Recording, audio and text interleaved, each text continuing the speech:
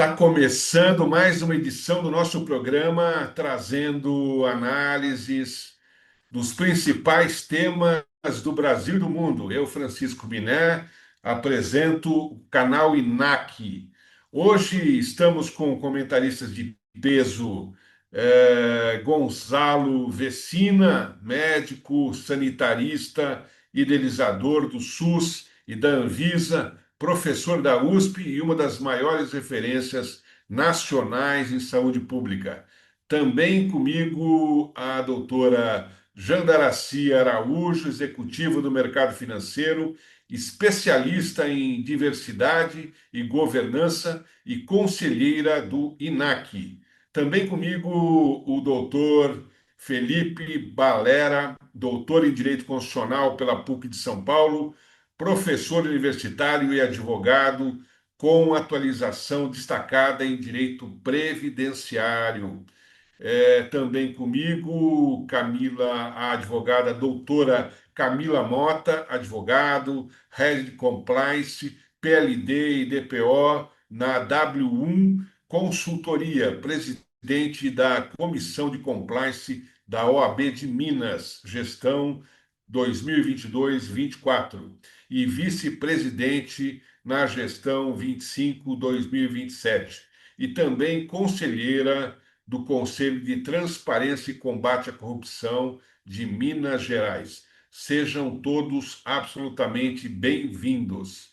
E eu já vou começar aqui com um assunto quente, né? Nosso primeiro bloco, nós falamos sobre a PEC da blindagem.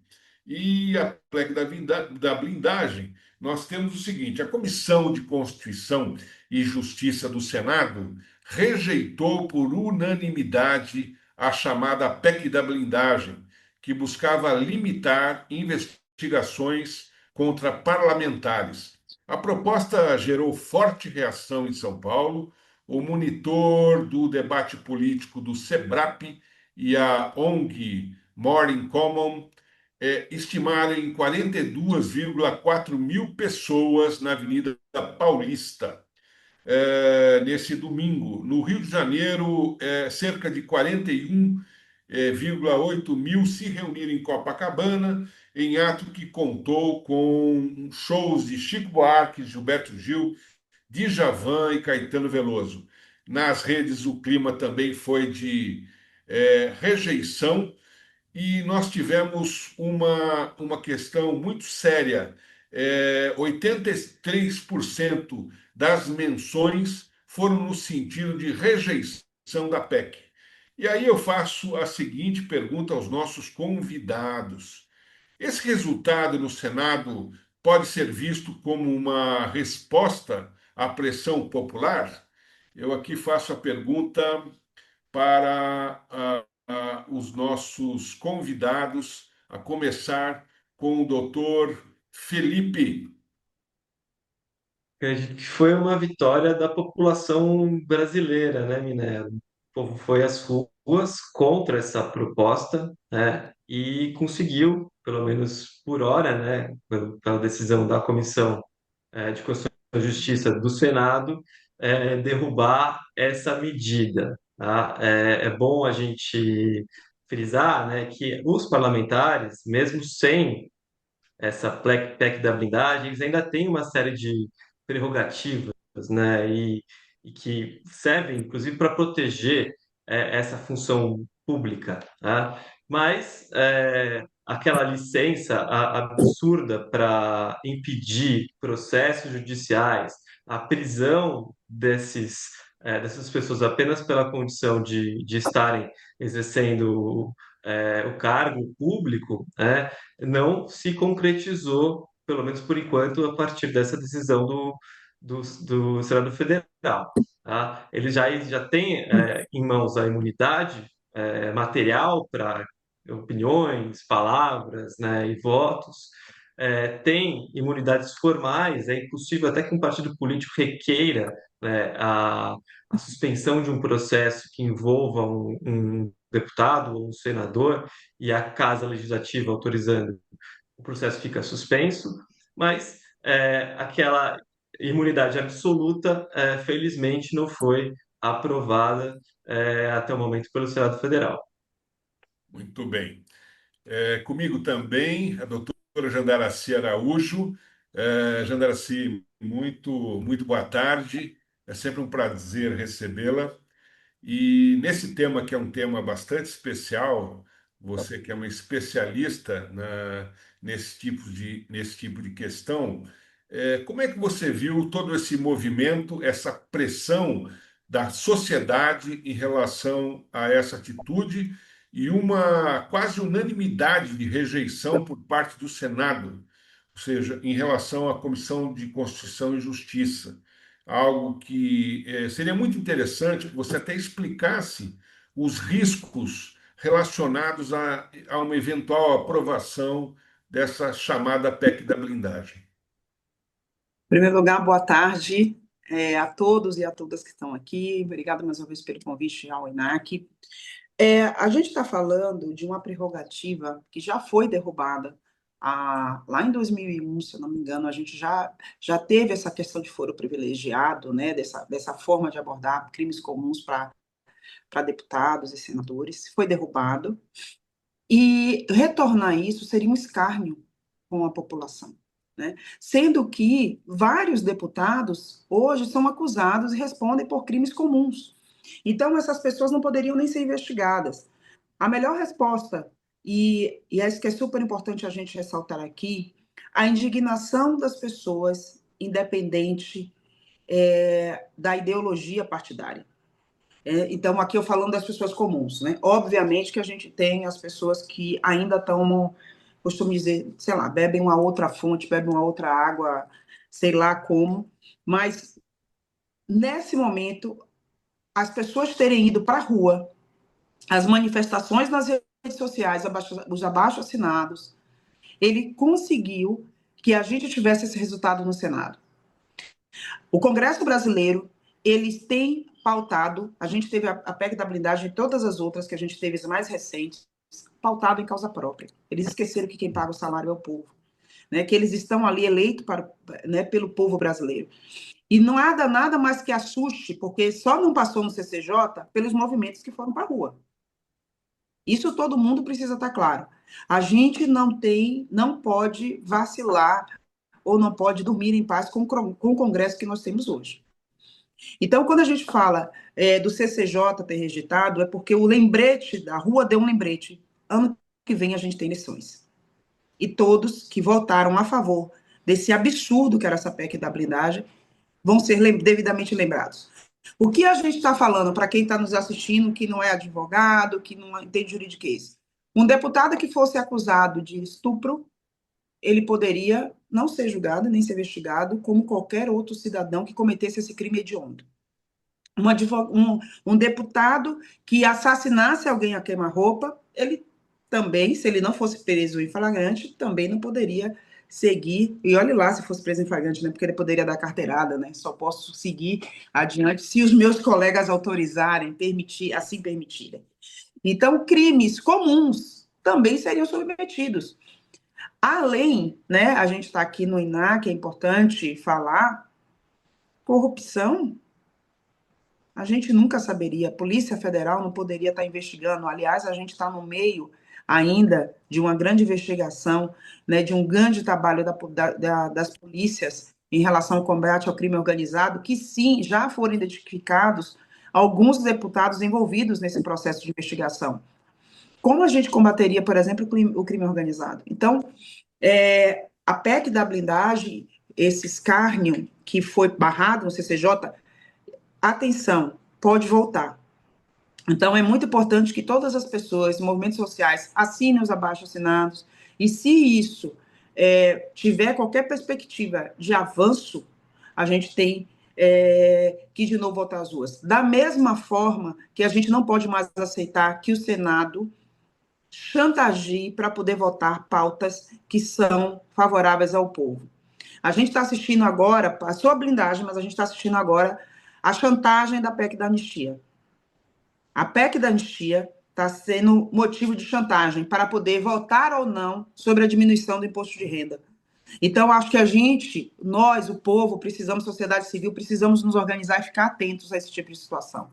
Então, a gente está deixando de beneficiar milhões de pessoas votando na diferença do imposto de renda para discutir a anistia de alguns que atentaram contra a democracia. Então, acho que a gente precisa ficar muito mais atento. Não é só a PEC da blindagem, foi o primeiro teste, testaram para ver se ia dar certo e agora estão vindo com a anistia. E a gente precisa ficar atento. Muito bom, Daraci. Nós tivemos também, Camila, dentro desse movimento, né, muitas críticas por parte dos conservadores, dizendo que, na realidade, nós tivemos um showmício, tá, em todos os estados. A comunidade da cultura, né, ela praticamente capitaneou esse movimento, né? E isso foi feito de forma absolutamente organizada. Há quem entenda que esse movimento ele foi um movimento apartidário, né? Mas está sendo informado por parte dos conservadores como uma ressurreição dos movimentos de esquerda, né? Queria que você fizesse uma análise sobre esse aspecto, né? Estamos cientes que nós tivemos por parte tanto de esquerda quanto de direita uma boa votação, né, favorável a essa PEC da blindagem. Então, na realidade, ela não teve ideologia, né? Ela, na realidade, ela favorecia todos os parlamentares. Então, queria que você comentasse sobre isso. Chico, que para mim eu prefiro acreditar, tá? Exatamente que isso não teve um viés ideológico extremista, né, de direita ou de esquerda, mas sim focado no objetivo que é essa PEC, assim, a função única e exclusiva de proteger direita e esquerda dentro da Câmara e do Senado em relação a coisas que, em absoluto, tem a ver com as suas funções, assim. Então, eu acho que essa PEC e essas manifestações contrárias, elas não tiveram, acredito que elas efetivamente não tiveram um viés ideológico aí, de posicionamento político, porque elas enfrentaram um assunto muito doído, um assunto de muita ofensa à população de modo geral, né? Trazendo aí uma discussão que, como a doutora Jandarassi falou, que me parece até absurda, que é você não discutir assuntos, não levar ao judiciário, né? não processar assuntos no judiciário relativos aos nossos políticos, de crimes, de homicídios, de situações que fogem em absoluto o ideal que seria argumentativo, que seria de proteção a fala, de proteção a postura dele ali como político, e nada tem a ver. Então, bom, então consigo acreditar e volto para você com a crença de que não tivemos nenhum viés ou levantamento, acredito que não tivemos nenhum viés ou levantamento da esquerda, um ressurgimento do movimento de esquerda, ao contrário, eu acho que isso, e fico feliz por ver que esse foi um movimento generalizado, de rechaçamento absoluto, tanto de direita quanto esquerda. Isso me traz um pouco mais de esperança. Muito bem, Camila. E agora vou passar a palavra para o nosso decano, doutor Gonzalo Messina, né, que sempre fecha os comentários com muita categoria e muita lucidez. Primeiro, boa tarde, Gonçalo. Sempre um prazer recebê-lo. E dentro desse tema, né, que é um tema bastante pungente, né, quando nós falamos em preocupação, não apenas por atos de corrupção do parlamento, de um lado se fala em prerrogativas, de outro lado se fala em autorizações, né, para que os parlamentares sejam blindados, né? E aí eu pergunto, eu faço uma pergunta capciosa, né, a respeito disso.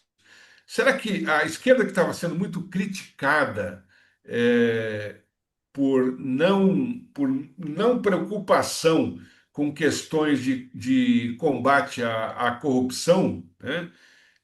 Diante desses movimentos, ela passa a se preocupar com esse tema, né? Ou esse tema ele não interessa nem para a esquerda nem para a direita?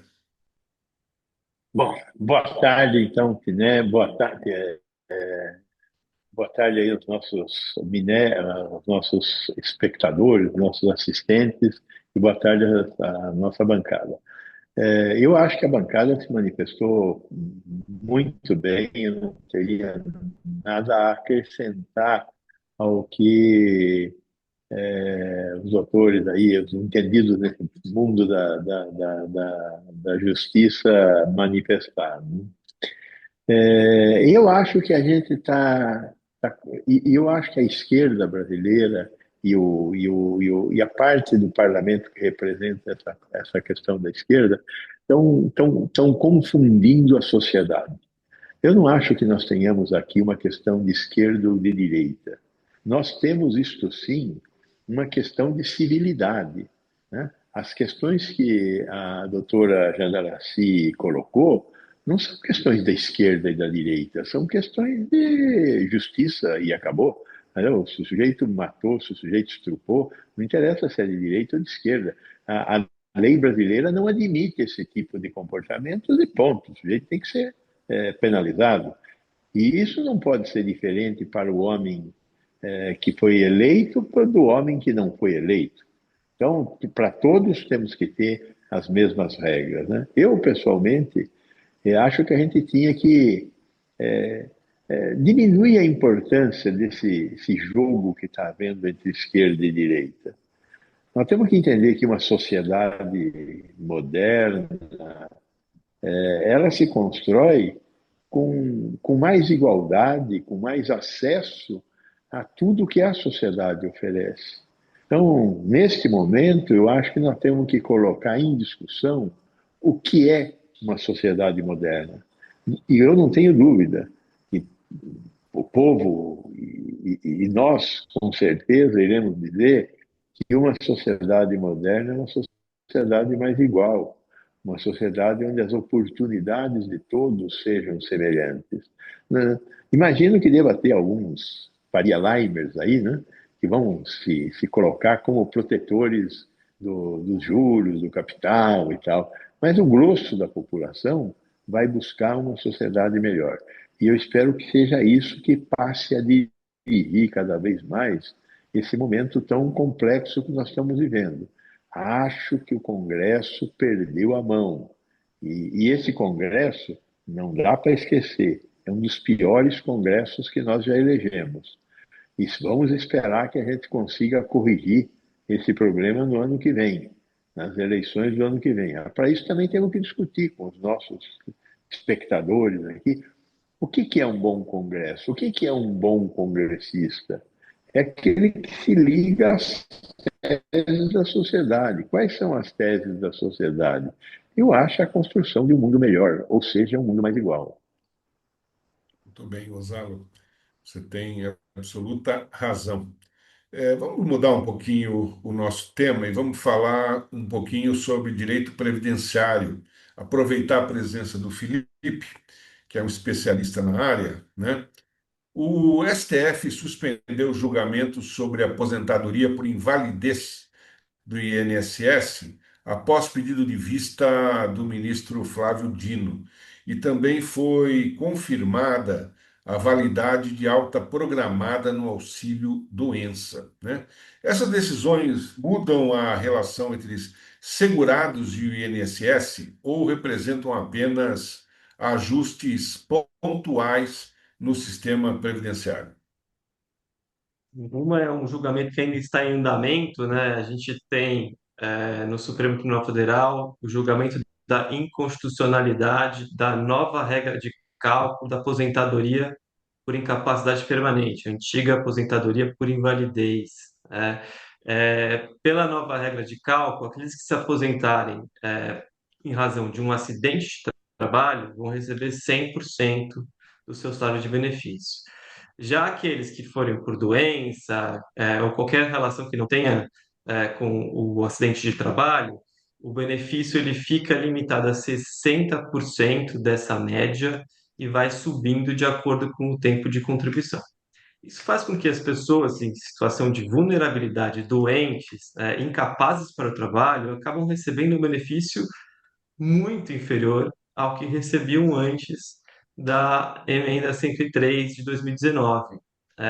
Em razão disso, foi proposta ações diretas de inconstitucionalidade no STF e teve esse recurso extraordinário que chegou a julgamento no Supremo, né? E iniciou o julgamento na semana passada. Nós já tivemos, inclusive, 4 votos.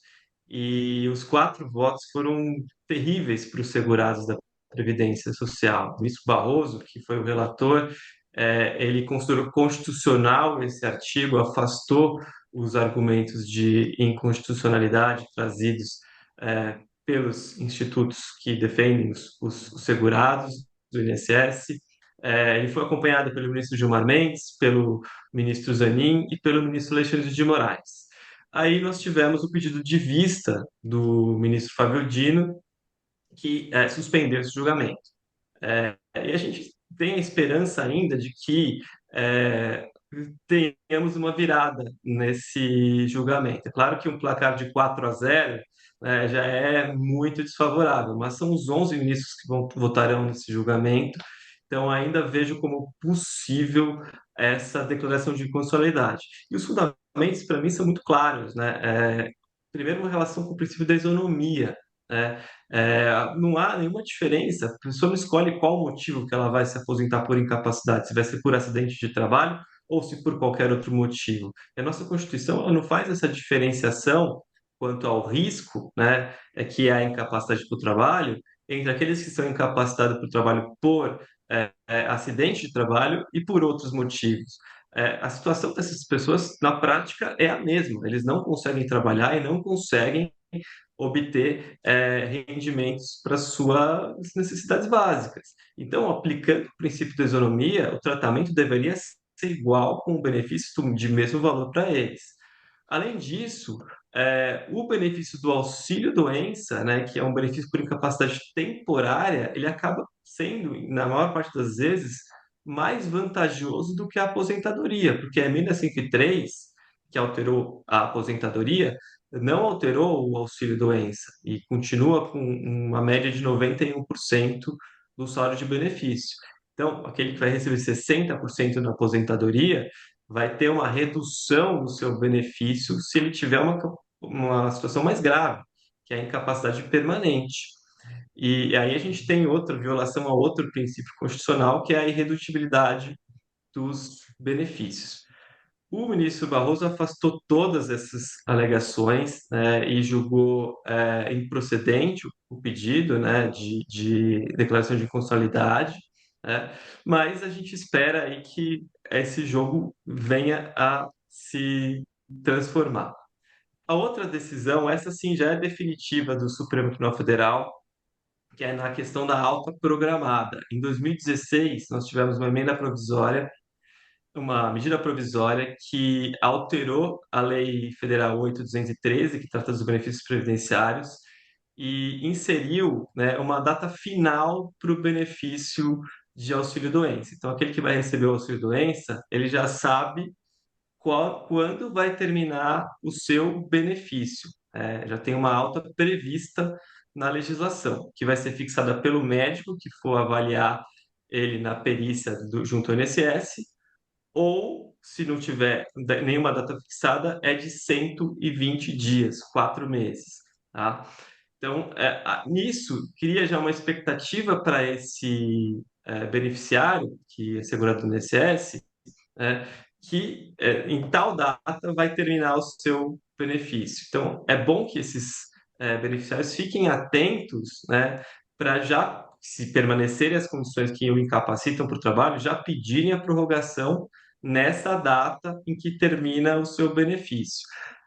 O processo de julgamento no STF era mais questões formais, porque foi uma medida introduzida por uma MP, uma medida provisória, e não teria respeitado alguns requisitos necessários para esse tipo de legislação, por exemplo, a relevância e a urgência Mas isso foi tudo afastado pelo STF em uma decisão unânime, assim, os 11 ministros votaram a favor da manutenção da regra como está, tá? Mas fica aqui o alerta para os segurados, olha, você está recebendo o benefício por incapacidade temporária, notem qual que é a data de cessação do seu benefício, e se permanecerem as suas condições incapacitantes, que procure logo o próprio INSS para pedir a prorrogação desse benefício.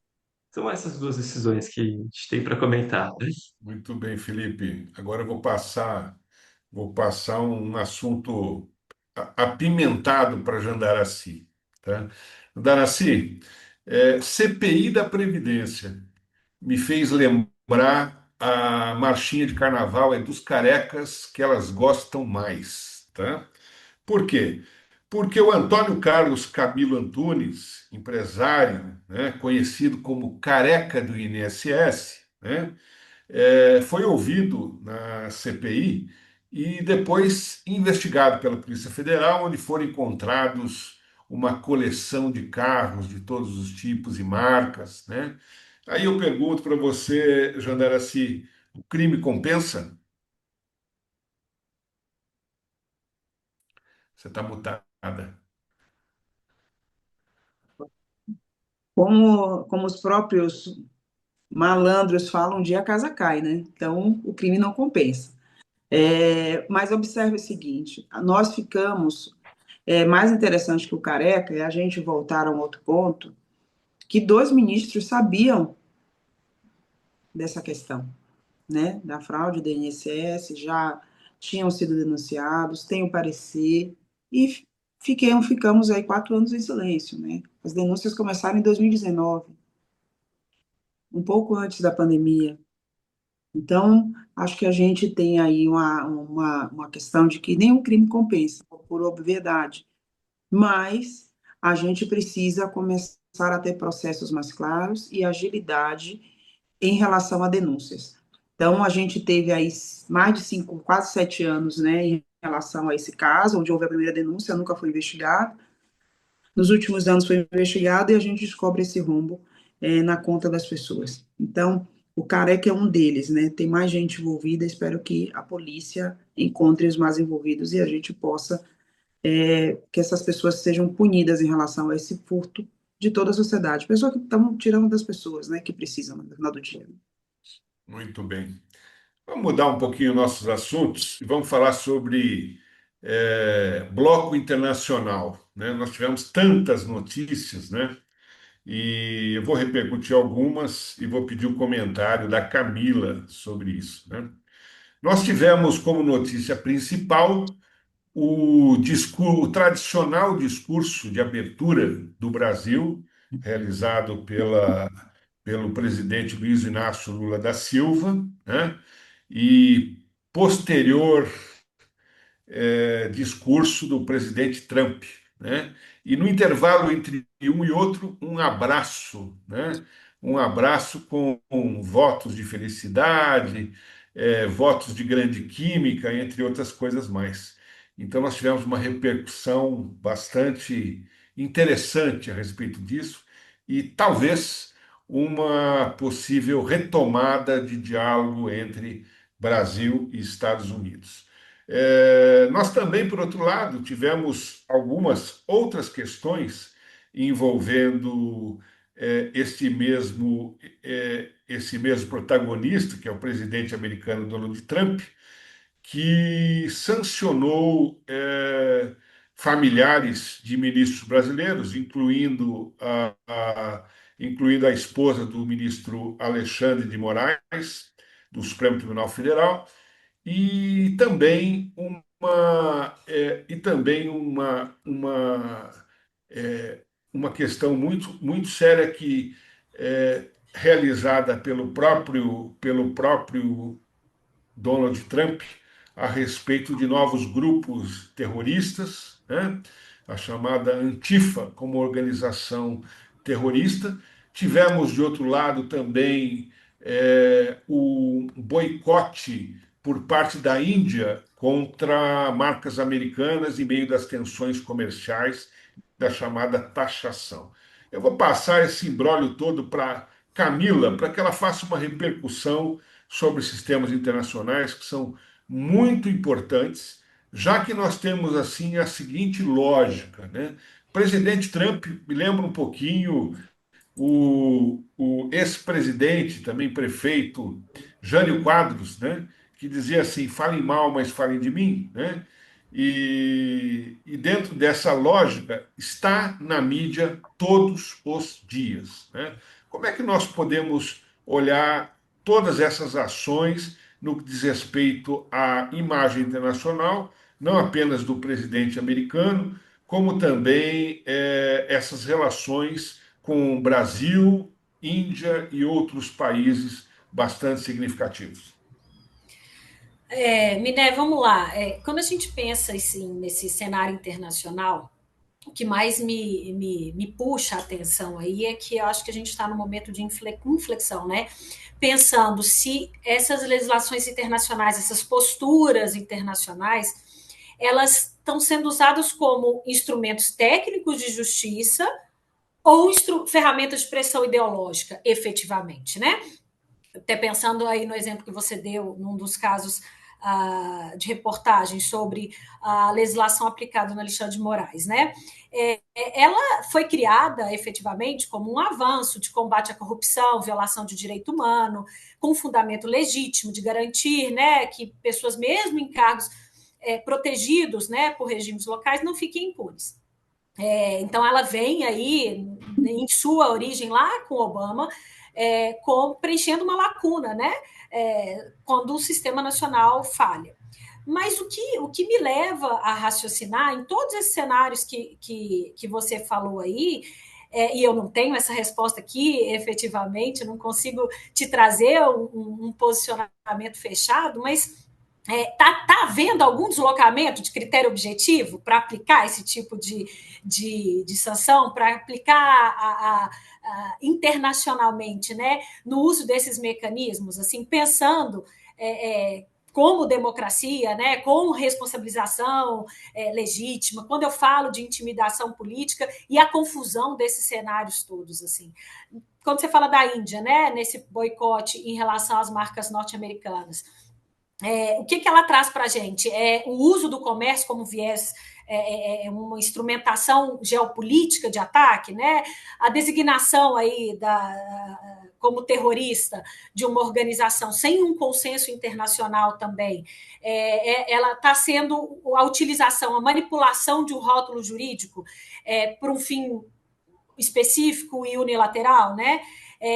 Os próprios discursos negacionistas que a gente tem visto aí por parte dos Estados Unidos em relação a mudanças climáticas, até as questões relacionadas a vacinas e etc., como que elas trazem aí fragilizações de acordos globais que já existem, né, que são pautados efetivamente em evidências científicas e não por ideologias, mas que são completamente questionados a partir desses discursos, né? Na verdade, então, assim, o que mais me faz raciocinar, o que me faz questionar todo esse assunto, todo esse cenário que a gente tem hoje, é a instrumentalização da lei e da regulação como arma política, efetivamente, né? E aí, puxando um pouco de sardinha para o meu lado, que sou do compliance, que a gente reforce aí a importância de mecanismos de transparência, de rastreabilidade, de estruturas que reduzem o espaço para arbitrariedade em todas essas situações, né? No fundo, assim, que eu fico pensando que fica para nós, né, como sociedade, é como equilibrar esse racional de soberania nacional, de necessidade de responsabilização internacional e de proteção contra abusos ideológicos aí. Você começou com uma frase de impacto aí do Jânio Quadros, mas eu quero terminar com uma da professora Luciana Galvão, que eu ouvi hoje. Todos os radicalismos têm uma boa dose de cegueira, e eu acho que esse que é o ponto, assim, sobre todo esse cenário. A gente está focando de novo, já tem um tempo aí nessa conversa da ideologia, dos extremos, e eles carregam cegueiras importantes, que atrapalham julgamentos e atrapalham a legitimidade aqui de tudo que que a gente tem buscado. Muito bem, Camila. Eu vou aproveitar e passar um comentário para o Gonzalo. Gonzalo, dentro dessa ideia aí do presidente Donald Trump, né, que faz um marketing muito bem feito, né, porque está na mídia todos os dias, né, por isso que eu lembrei da figura do falecido ex-presidente e prefeito Jânio Quadros, né, que quando não era notícia, ele fazia acontecer uma, né? E esse aspecto de marketing é algo fundamental para a política. De outro lado, nós temos uma questão, duas preocupações muito interessantes, que foram lembrados pela Camila, né? Que é a questão da geopolítica, que é a situação econômica dos Estados Unidos, que, bem ou mal, talvez o presidente Donald Trump esteja cuidando, através de todas essas negociações abertas, justas ou injustas, mas com certeza que visam algum benefício para o Estado americano. É, e, de outro lado, diz ele em seu discurso que na política de pacificação, ele deveria ganhar um prêmio Nobel da Paz, né? Já que ele tem zelado pelo término de diversas guerras. Gonzalo, será que isso é verdade? Os fins justificam os meios? Ai, gente. Não, não é verdade. É uma imensa uma bobagem, como tudo que o nosso agente laranja faz, né? Aliás, eu acho que esse é o momento da gente acordar para duas questões. Primeira, eu não conhecia até então essa lei Magnitsky aí, né? E eu acho que qualquer país pode fazer o que quiser, dentro dos seus limites. Eu não tinha noção do nível de alcance que a lei Magnitsky tinha em relação aos cartões de crédito, por exemplo. Eu imaginava que os meus cartões de crédito eram válidos no Brasil, e quando eu quisesse andar para fora do Brasil, eu tinha que pedir autorização e andar fora do Brasil. Agora, eu descubro que os cartões de crédito que eu utilizo são cartões de crédito americanos, com Uhum, regras americanas. Eu acho que está uhum. na hora da gente acordar para esse tipo de loucura, né? Ou nós somos autossuficientes aqui, ou então vamos fazer um país diferente. Então, acho que essa é uma questão. A outra questão é a questão do multilateralismo. Após a abertura do Brasil para o mundo feito pelo Collor, que foi uma loucura, né? Cada vez mais a gente teve que valorizar o multilateralismo, né? A necessidade de ter uma OMC, a necessidade de ter um acordo TRIPS, tudo isso tem vantagens e desvantagens. A vantagem é você poder ter um comércio multifacetado que aparentemente beneficiaria a todos. Agora, se nesse comércio vem um idiota louco como esse que nós temos nos Estados Unidos, ele pode fazer o que bem entender, precisamos repensar isso. Eu quero rediscutir particularmente o capítulo das patentes. As Boa. patentes existem em função do multilateralismo. Agora, se não vai ter mais multilateralismo, não quero mais saber de respeitar patentes. E quais serão as consequências para o mundo se nós tivermos um desacordo em relação à propriedade intelectual de ideias, que é onde os países desenvolvidos ganham muito dinheiro dos países do terceiro mundo? Mas está na hora de fazer um freio de arrumação. Vamos sentar aqui, vamos rediscutir esse negócio. Os Estados Unidos não quer o OMS? Ok. Qual é a consequência de não querer o OMS e o que o resto do mundo vai fazer? Já que os Estados Unidos estão fora dos acordos do clima, vamos botar para foder, como diz a Madre Superiora? Eu acho que não pode. Nós temos que voltar a repensar um mundo menos caótico. Nós temos um fato os gases de efeito estufa fizeram a temperatura da Terra subir. E a temperatura da Terra subindo, nós estamos vivendo os fenômenos climáticos extremos. Os Estados Unidos estão fora disso. O que nós vamos fazer? Vamos ignorar?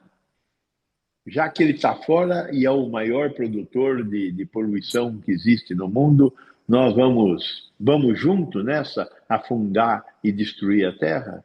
Eu acho que está na hora de um freio de arrumação. E os países do terceiro mundo, o Brasil, que pesa em 2 excelentes programas, o Mercosul E o BRICS? e os BRICS, tem um papel importantíssimo nisso. Eu acho que está na hora da gente tomar uma decisão como país, apesar do Congresso que temos. Muito bem. Jandaraci, eu percebi que você está com vontade de falar, então eu vou te dar a palavra. Não, é porque é um tema, eu tenho falado muito sobre isso, até da perspectiva empresarial, o impacto da geopolítica, que a gente já vem falando, sempre foi, é um dos 10 maiores riscos, a gente vem falando isso já há uns 4 anos, os 10 maiores riscos que a gente tem em relação às relações comerciais ao mundo, um deles é essa questão de geopolítica, essa polarização. A gente chegou num ponto de inflexão, e eu concordo com o Gonçalo, e feliz que o Brasil, com muitas críticas de quem ainda não entendeu todo o movimento que foram feitos, a gente está no BRICS, o Mercosul, o movimento do Sul Global se desprendendo totalmente, quase totalmente, não totalmente não, mas se desprendendo desse alto nível de dependência da regra americana. Então, a cultura americana, ela deixa de ser, o imperialismo americano, ele perde força. Mas ele não perdeu força só agora. Eles acordaram agora para isso. Se a gente for entender todo o contexto que vem passando nos últimos 10 anos, os Estados Unidos não produz mais nada. Observe que agora a nova pauta dele é obrigar que as empresas estrangeiras treinem os americanos a trabalhar, a produzir. Eles não sabem mais trabalhar. Uma das prerrogativas do Trump agora foi essa. Então, quando a gente olha esse movimento que já foi feito, da gente estar próximo, né, nessas relações multilaterais de outros países, observe agora o impacto da taxação. Se a gente não tivesse feito um movimento grande de estar no BRICS e de estar fazendo todo um movimento já há alguns anos, de estar se relacionando bem com outros países, principalmente China, e, aliás, quem está saindo fortalecido dessa história toda é China, acho que o Trump ainda não entendeu, que está recebendo todo mundo de braços abertos, acho que a gente estaria muito mal agora, né? Muito mal. E um outro ponto, que acho que concordo com o Gonçalo, é o momento de inflexão. Dos 9 pontos, hoje a notícia, né, do dia dos 9 pontos de risco da crise climática, 7 já foram rompidos e não voltam mais. E lá ele com negacionismo. E a gente tem visto um movimento agora. Outro ponto importante, fronteira com ataque à Venezuela, Canal do Panamá. A gente daria só um programa inteiro, tá, Francisco, para falar do impacto geopolítico. Quando a gente fala de Canal do Panamá, da movimentação de mercado mesmo, vou falando aqui do ponto comercial, tá, gente? Mercado, a discussão do Panamá com China, ferrovia no Brasil, transnacional, ligando o oceano, praticamente o Oceano Atlântico ao Pacífico. Essa ferrovia quebra a hegemonia do domínio americano no Panamá. Se a gente for olhar todos os detalhes dos movimentos que estão acontecendo, gente, e detalhe, o dólar, ele caiu no mundo inteiro. Então, isso é um recado muito claro. Nós incomodamos todas as grandes empresas de cartão de crédito, tem um estudo sobre isso, o impacto do PIX na lucratividade das empresas de cartão de crédito, que sim, em sua maioria, são americanas. Nós temos a Elo. Então, chegou a hora da gente falar mais sobre isso. A gente tinha um nível de dependência, e detalhe, várias dessas empresas com baixos impostos aqui no Brasil. Então, o impacto do PIX, a gente está perdido em várias cortinas de fumaça, mas a gente está falando principalmente do protagonismo do Brasil nessa crescente em termos de América Latina, porque, me desculpe os hermanos, mas assim, a Argentina, pelo porte, pelo número de população, não vai fazer frente ao que a economia brasileira faz, nem de longe. E eu acho pífia algumas comparações, às vezes, quando as pessoas falam, ah, porque a Argentina é isso que eu fiz assim, gente, olha o tamanho. É o quê? São Paulo, Rio, sabe? Comparar um país de dimensão continental como o nosso com um país de outro porte é uma grande bobagem, e eles têm os problemas deles para resolver, mas a grande cortina de fumaça hoje, e que a gente precisa olhar, é a queda do poderio americano, do Império Americano, de várias formas, né? Inclusive com esses contínuos ataques. Hoje ele tem poder armamentista. O grande medo hoje, o que se impõe como medo hoje na sociedade é o poder armamentista. É movimentação, é isso. Em termos econômicos, quem vive lá sabe o impacto, por exemplo, da taxação para alguns itens que se mantiveram no Brasil. Um americano comum hoje, ele nunca não sabia o que era muamba, aprendeu o que é muamba, depois da taxação, né? Está tendo que se virar. Empresas de médio e pequeno porte sofrendo e fechando as portas nos Estados Unidos. Então, a gente precisa saber mais e começar a valorizar muito o que a gente fez aqui nos últimos anos, tá? São décadas de trabalho, de desenvolvimento, porque o BRICS não surgiu nos 2 últimos anos, assim como o Mercosul também não, mas toda essa agenda e a gente fortalecer essa soberania e independência, principalmente nesse momento. Senão, se a gente não tivesse desenvolvido todo o Oriente hoje, relacionamento com a Arábia Saudita, com Dubai, com a Índia, com a própria China e outros países, eu acho que hoje a gente estaria numa situação muito delicada. Verdade, André, assim, muito bem lembrado e muito bem colocado. Eu vou passar para o próximo tema, que é um tema que o Gonzalo domina, né? Que vamos falar sobre saúde, né? Sobre diversas situações envolvendo saúde, e parece que a situação está recheada de temas, né? Entre esses temas, eu vou citar alguns e, Gonzalo, repercuta as que você achar mais relevantes, né? A OMS desmentiu falas de Trump, tá? Que não há relação entre vacinas, né? Tilenol e autismo, né? Por outro lado, também nós tivemos, por parte dos Estados Unidos, uma pressão anti-vacina, onde o país deixou de recomendar a imunização ampla contra a Covid, como também passou a recomendar, né, que as pessoas tenham a liberdade de optar por tomarem vacinas ou não tomarem vacinas. Nós tivemos ainda, dentro dessa ideia, dentro dessa política conservadora americana, a não recomendação, ou seja, a alteração das políticas de informação por parte de produtos com gordura, sejam gordura animal, sejam essas gorduras saturadas, né? Como não que ora sempre foram indicadas como não recomendadas para a saúde, né? Agora estão sendo desaconselhados, né?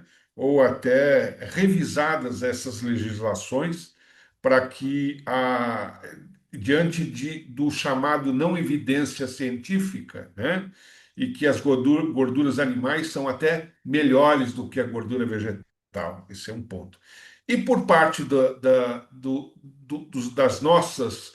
nossa política de saúde, nós tivemos que uma recomendação de mamografia no SUS. Agora o exame é indicado até pessoas de 74 anos, ampliando a prevenção de câncer da mama. E como uma última questão, nós tivemos o aumento e crescimento dos casos de Covid-19. Esses casos voltaram a crescer no Brasil e principalmente no que diz respeito aos grupos de risco. Gonzalo, vários temas para repercutir. Você escolha o que você quiser e achar que são mais relevantes. Bom, eu lhe dou autoridade para me parar a qualquer momento, tá certo? Tá bem. Mas eu acho que a grande bobagem é a questão das vacinas, né? A vacina é um ato coletivo, não existe proteção individual de vacina. A proteção tem que ser coletiva. Quando eu consigo ter um alto índice de vacinação, acima de 70%, eu tenho toda a população protegida. Mas para isso eu não posso ter a opção de vacinar ou não vacinar. Todos têm que tomar vacina. Não é um ato individual, é um ato coletivo. Infelizmente, a posição do Trump e a posição do ministro da Saúde dos Estados Unidos, o Kennedy Jr., vão na contramão do conhecimento que nós temos sobre o ato de vacinação, que é um ato que protege toda a sociedade. A bobagem que ele falou, e o secretário dele também, sobre a questão do Tilenol, é bobagem, não tem como nem desmontar aquilo. Ele só falou bobagem, e o Kennedy Jr. também só falou bobagem. Então, não tem nada a ver uma coisa com a outra. E não tem nada a ver nem vacina, nem Tilenol com autismo. O autismo é uma doença que nós precisamos aprender sobre ela. É uma doença que nós não considerávamos doença há 30 anos atrás, há 20 anos atrás. Como muitas outras doenças, nós não considerávamos doenças. A endometriose é uma doença muito chata de mulheres que há 20 anos atrás não era doença. Nós resolvemos tratar como sendo doença. Nós estamos diagnosticando determinadas condições e dando nome a essas condições, né, neste tempo. Síndrome das pernas ansiosas. É uma doença? É uma doença. Não era uma doença. Nós vamos considerar como doença e, portanto, tem tratamento e nós temos que respeitá-lo. Então, os americanos, neste momento, estão fora da história. Por quê? Porque o Trump também quase fechou o NIH, quase fechou o CDC, está atacando duramente o FDA. Os americanos que se cuidem, né? Porque pode piorar muito o que está acontecendo lá do ponto de vista sanitário. Acho que a medida do governo federal brasileiro de pegar do 40 aos 74 anos, né, porque ele também abaixou a faixa etária para fazer mamografia nas mulheres, agora é dos 40 aos 74 anos. É uma decisão importante, é uma decisão que vai exigir investimentos em aumentar a nossa capacidade de realizar os exames e mais, de melhorar a qualidade dos exames que nós estamos fazendo. E a consequência da realização desse aumento de exames. A consequência vai ser ter que fazer mais ultrassom de mama, porque uma mama que aparece com alguma probabilidade de ter um câncer, ela tem que fazer ultrassom e tem que fazer a biópsia. Isso tudo teremos que prover, porque esse é um câncer muito importante das mulheres. E o último capítulo é esse capítulo da comida, né? Nós temos que aprender que a comida tem que ser melhor entendida. Nós tínhamos um problema muito grave com as gorduras trans. A gordura trans é um tipo de gordura que não tem utilidade no nosso organismo. Pois bem, nós conseguimos no Brasil, pelo menos, acabar com a gordura trans. Agora, as saturadas e as insaturadas, elas têm um espaço na alimentação, sejam de origem animal, sejam de origem vegetal. Não se trata de negar nenhuma das duas. Assim como o sal e o açúcar também têm um espaço na alimentação. E nós temos que repensar a nossa alimentação e, particularmente, repensar a indústria alimentícia. A indústria alimentícia se acomodou em produzir um produto que é ruim para diabetes e é ruim para hipertensão, que são doenças muito prevalentes na sociedade. 20% da população tem hipertensão, 10% da população tem diabetes. Então, nós temos que repensar o açúcar, o sal e a gordura. Agora, não dá para viver sem eles, mas dá para viver com um arranjo melhor do que esse, principalmente do ponto de vista da produção industrial desses alimentos. Então, nós temos que criar um consenso novo sobre a alimentação. Acho que esse início da ideia do NOVA, que saiu aqui da Faculdade de Saúde Pública, sobre a classificação das doenças, em particular falar das doenças, dos alimentos como sendo os ultraprocessados e os não processados, foi um grande avanço. Agora temos que sentar com a indústria e fazer a indústria remastigar a pílula da produção de alimentos. Muito bom, Gonzalo. Eu vou aproveitar o nosso programa está chegando mais ou menos no final, nós temos pouco tempo, mas ainda dá para responder umas duas questõezinhas de forma bastante rápida. E eu vou passar a pergunta para o doutor Felipe, né?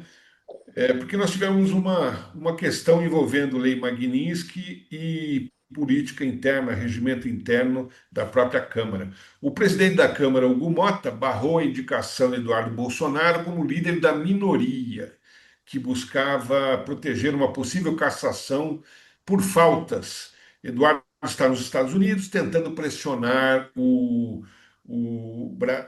pressionar a Câmara por sanções melhor, pressionar os Estados Unidos por sanções contra o Brasil e foi denunciado por coação no curso não apenas do processo administrativo, como também pela PGR.